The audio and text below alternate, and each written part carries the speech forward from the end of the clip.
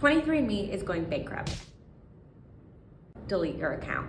You may have heard of 23andMe, a company that people use to send in their genetic material to get information about their ancestry and other kind of information about their health and whatnot. This company is now going bankrupt. We don't know what's going to happen in terms of who is buying it or who is buying the data or what they plan on doing with the data. So first of all, if you use 23andMe, you should ask them to delete your information, and here's how you can do that. But second of all, we should all be concerned that there is actually no federal protection for this kind of data. I think many people think that HIPAA protects them, but actually HIPAA only protects the information you disclose between you and your doctor. It doesn't have any protections if you are giving your information to any sort of commercial entity like 23andMe or like a period tracking app.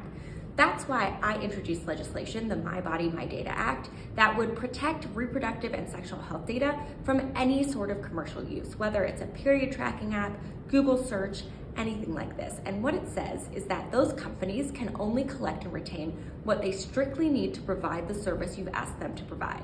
So for instance, a period tracking app couldn't also collect your location data. And then it says that these companies could not sell or share that data in any way. You can ask for your data to be deleted at any time. And if you believe your data is misused, you have the right to sue the company.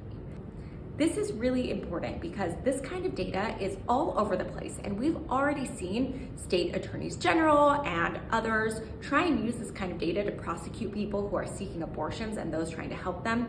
We know that this genetic data, if it gets out there, could go to a data broker, could be sold to anyone, that has really, really concerning implications. And that's why we need federal protections for this really sensitive data. We also know that this is wildly popular with the American people. In fact, polling showed that even 54% of Republicans support Congress acting to protect reproductive and sexual health data. But as you can imagine, my Republican colleagues refuse to work with me to get this done. So I'm gonna keep fighting to protect our data because our data should be our choice.